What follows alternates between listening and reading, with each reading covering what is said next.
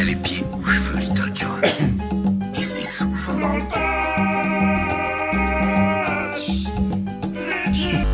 Alors, qui es-tu ? Je suis Antoine Husson. D'accord, que fais-tu ? Un peu de musique et j'essaye de faire des blagues pourries. Un peu ? Tous les jours. D'où viens-tu ? De pas loin. Mais alors, comment tu fais de la musique ? Déjà, comment t'es venu à la musique ? Je Si sais la pas. musique est venue à toi ? Je sais pas, ça a toujours été là en fait. D'accord. Apparemment, même quand j'étais môme, j'ai éclusé les disques de la famille. D'accord. Et puis, j'ai organisé des booms dans la résidence où j'étais. Donc déjà, mais tu tout ça- passais des disques. Ouais. T'étais celui qui passe les disques. Ouais. D'accord. On était enfin, il y avait un autre pote avec moi aussi. Mais tout ça, en fait, je m'en suis. Ça m'a pas percuté sur le moment, c'était juste comme ça, quoi. Ouais. Et puis, il y a eu Dépêche Mode, et là, ça a été la première. Et Jean-Michel Jarre aussi à l'époque, donc tout de suite, ça a été électronique quand même. Ouais. Et puis la New Wave à l'époque, le hip-hop, le début du hip-hop aussi dans les Ouais. années 80. Ouais. Puis tout ce mélange, au bout d'un moment, a fait que je suis arrivé logiquement à la techno, en fait. Donc au début, donc t'as commencé comme DJ, c'est ça, mais ça se passait Ouais. comment en fait à l'époque ? Tu mixais les sons des autres comment ça moi, se j'ai passait commencé en fait ? comme un DJ, parce que je suis pas du tout issu d'une famille artistique, enfin, Ouais. d'une famille d'artistes, mélange ouvrière, ingénieur et tout ça, enfin une famille classique qui n'est pas touchée du tout par l'artistique globalement. Et pour ma famille, c'était plus vivre de la musique, c'était un truc un peu, c'est les gens de la télé, quoi. Ouais. Et donc non, moi j'avais juste des disques au début, j'aimais ça, et puis ça tournait en boucle, et puis Ouais. j'avais même pas conscience Et de à, tout ça en fait. et à partir de quel moment tu t'es dit tiens, je vais faire mes propres sons ? C'est avec la techno, en fait, je me suis rendu compte que j'avais des potes qui... moi, je passais déjà des disques, mais je me rendais compte qu'il y avait des potes qui faisaient le tour du monde avec, en fait. Et puis, j'ai fait, c'est cool, quoi. Alors qu'est-ce que t'as acheté du J'ai coup ? continué quand même mes études d'ingénieur à côté, Ouais. tu vois, en me disant, de toute façon, j'y arriverai pas. Ouais. Et puis, j'ai commencé à bosser quand ingénieur, puis après, je me suis rendu compte que ça pouvait y aller, quoi. Puis, Mm. ça a pris. Et comment t'as commencé justement alors à faire tes sons à toi ? Et c'était bidouille, vers quelle époque ? j'avais- Qu'est-ce que t'avais en fait comme possibilité ? Parce que En fait, moi, j'ai commencé à toucher au synthé vers 94. Enfin, si, avant, je regardais de loin en me disant, j'y arriverai jamais, en fait, je sais pas faire de musique, oh là là, c'est quoi ? Puis il y a plein de boutons, Ah je vais ouais, me perdre là-dedans. Puis en 94, j'ai un de mes meilleurs potes qui m'a dit, attends, viens voir, on regarde, puis c'était plus fort, en fait, il a fallu que je mette le nez dedans, et puis là, j'ai vu que, si, en fait, je peux sortir 2-3 bidouilles, et puis voilà, puis après, j'en ai acheté un deuxième, puis j'en ai acheté un Ouais. troisième, puis donc c'était après, j'ai fini uniquement sur Radio hardware. Fanzine, quoi. Ouais. C'était uniquement hardware au début du coup ? Ouais, que hardware, j'avais un S2. Vous vous rappelez du S2, c'est carrément une workstation énorme avec un grand clavier, plein de boutons, c'était une usine à gaz, tu passais 150 ans à faire un morceau, Ouais. et il fallait passer par le menu, du sous-menu, du machin, des trucs. Après, qu'est-ce que j'ai eu ? Donc au début tu faisais tout là-dedans. Ouais, D'accord. dans un S2. Putain, ça sonnait vraiment merdique. Hein. Tu vois, quand je suis en studio, je me suis fait une template de morceaux. Et tout est déjà précalibré, tout est déjà prémixé.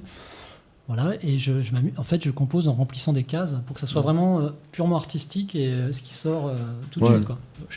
Donc je vais lancer des samples ou des séquences ou des trucs. Mais le seul truc qui va me prendre plus de temps, c'est trouver la texture Ouais. du son. Voilà. C'est-à-dire que tu as des templates, tu as des arrangements préparés. J'ai un morceau qui est préparé en fait, avec kick, basse, snare. Je n'utilise pas forcément tout, tu vois, mais tout est prêt. Je remplis des cases avec du sample ou avec des synthés. Enfin, si aller chercher à chercher les synthés, ou alors après ça dépend aussi si je me mets sur du hardware ou la boîte à rythme. La boîte à rythme, de toute façon c'était hyper instinctif. Moi j'ai une TR-8S, donc je rentre mes Des j'ai pas que samples ça, dedans. mais ouais, je rentre des samples dedans et puis j'utilise ceux qu'il y a puis après je bidouille un peu, mais ça reste très voilà. Ça doit pas prendre une rythmique, je la fais en un quart d'heure. Enfin voilà, c'est rapide quoi. Ça doit être rapide.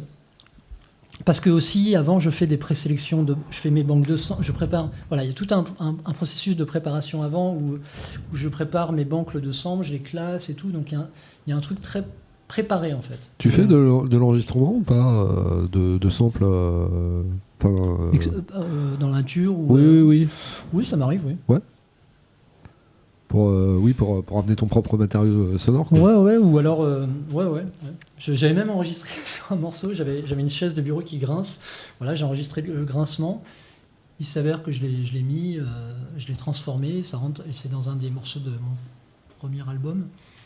Et en fait, ça s'accordait avec le reste et tout, alors que c'était un son vraiment dégueulasse. Ouais, Mais ça marche. Mais ça marche. Ouais, c'est Et cool. du détournement, j'adore détourner les choses en fait de leur usage d'origine. Ouais.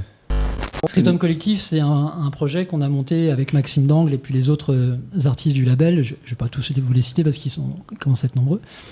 Et pendant une semaine, on se rassemble dans un lieu qui nous accueille, soit un lieu alternatif, soit une SMAC, soit un lieu qui peut nous accueillir. On fait des studios pendant toute une semaine. Dans ces studios, on fait des morceaux pour sortir un disque plus tard, après la semaine de Scriptum Collective. Pendant cette semaine, on fait également des masterclass sur le mixage, le mastering, les machines hardware modulaires, comment développer une carrière dans la musique électronique, la scénographie, les vidéos, tout ça, enfin, tout ce qui touche à la musique électronique. Et puis, en clôture de cette semaine de workshop, de travail, on fait une soirée de clôture où on fait des lives en collaboration inédite avec tous les artistes du label, on les mélange et puis ça fait 2-3 groupes qui jouent toute la nuit. Et puis maintenant on a ajouté, depuis la seconde Scriptum Collective, à chaque fois on doit faire une expérience audiovisuelle, scénique particulière. D'accord. Et donc pour la seconde Scriptum Collective, on a monté ce qu'on a appelé la Scriptobox. Et donc c'est une boîte qui fait 8 mètres par 8 mètres, par 4 mètres de haut, qui est en structure ProLight des structures scéniques. On entoure tout ça d'écrans, enfin c'est des bâches avec d'un côté les logos de Scriptum et puis des accueillants. Et puis de l'autre côté, on le laisse en vierge et on diffuse des images de chaque côté sur chaque paroi. Et on utilise un sound system en 20.2 fait par GIPSA, qui est un laboratoire qui est sur GIPSA Lab, qui est sur Grenoble. Et puis donc on emmène le public, à raison d'une 50aine de personnes, en immersion dans cette boîte pour faire des concerts audiovisuels 3D et en images immersives à 360. D'accord. Voilà, énorme. des concerts de 20 à 30 minutes selon les artistes. Et voilà, donc ça c'était une première expérience. Et donc cette Scriptobox, on est en train d'en faire un projet européen avec le GIPSA Lab, qui est donc un laboratoire de Grenoble. Et donc on monte un projet européen, on est en plein montage là. Et puis si c'est retenu, on fera plusieurs villes d'Europe avec ce projet de Scriptobox.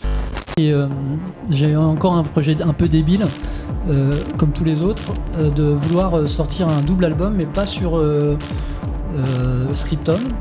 La partie dance floor plus axée dance floor sur Scriptum, et l'autre partie donc que je sors en Electric Rescue.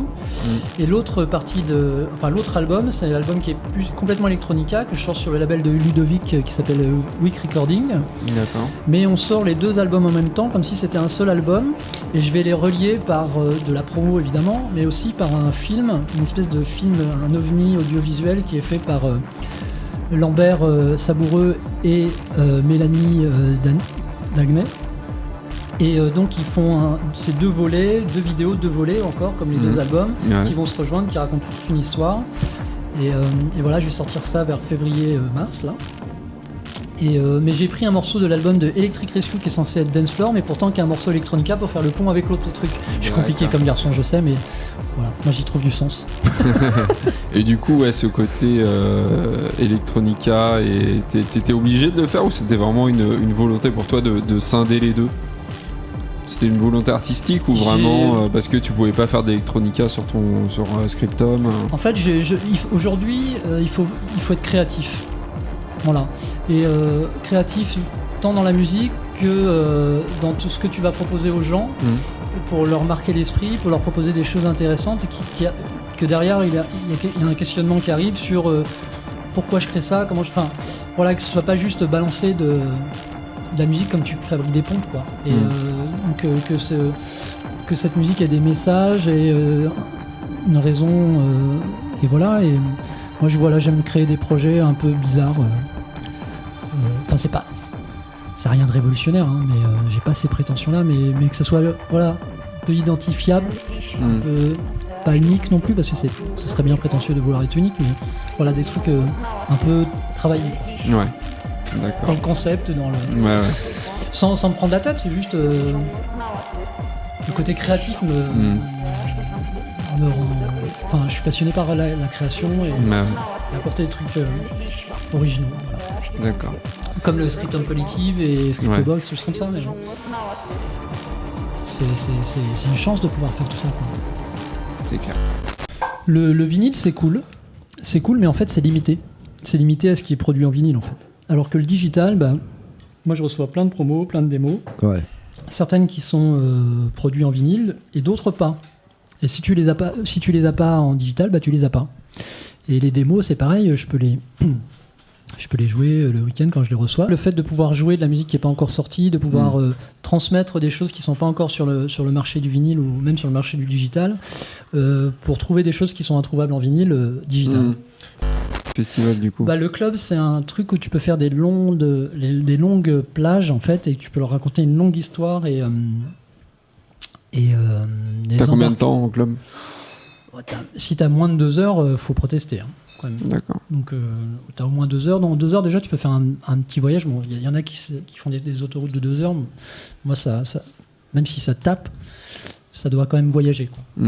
Ça doit emmener, tu dois emmener les gens en balade et tout. Ça, c'est le côté club où tu peux faire vraiment des longues plages. L'idéal, c'est 3-4 heures, ouais. D'accord. Et là, tu peux vraiment te balader en plein de styles différents, les faire chier à un moment donné, les dérouter, puis aller les rechercher. Du coup, quand tu vas les rechercher, c'est encore meilleur. Enfin, ça, c'est le côté club qui est intéressant. Tu peux vraiment les emmener sur des longues plages.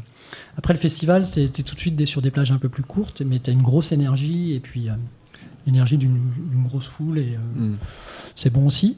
Puis après, il y a le côté plus aventure de la rave, que tu n'as pas cité, mais qui est pour moi le troisième complément de ce truc-là. Et là, tout est possible, en fait, dans la rave. C'est encore...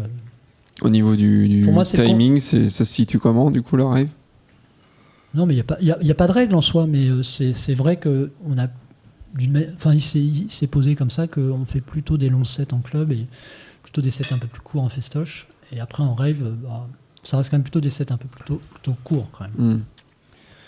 Mais ça dépend aussi des raves. Il y a des raves qui donnent des plages un peu plus longues. Ça dépend aussi à quelle heure ça commence, quelle heure ça finit. Enfin, voilà. Donc c'était le 29e numéro des Pieds dans le Patch. C'est terminé. Merci à toi, Antoine, merci d'être venu Merci nous voir. Merci à nos partenaires Sennheiser, Cameo et Antelope de nous soutenir. Nos micros sont des E965. Nos casques sont des HD 660. Nos lumières sont des Cameo Theater Spot 60. Et notre interface audio est une Orion Studio 2017. Je mets les pieds